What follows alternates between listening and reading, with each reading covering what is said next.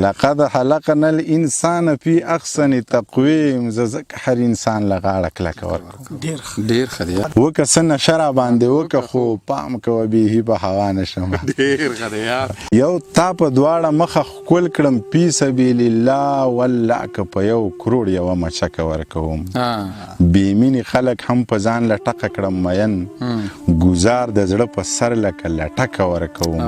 قد خلقنا الانسان فی احسن تقویم. زه ځکه هر انسان له غاړه کلکه ورکوم. ډېر ښه دی یار.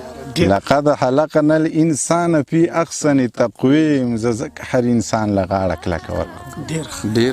په شونډو کې د څه مړاوې خندا کلي له راوړه، په سترګو کې د تته شان رڼا کلي له راوړه. ځواني دې د عربو په تودو شګو کې پرېښوه، پیري دې د ناشنا خلکو ناشنا کلي له راوړه.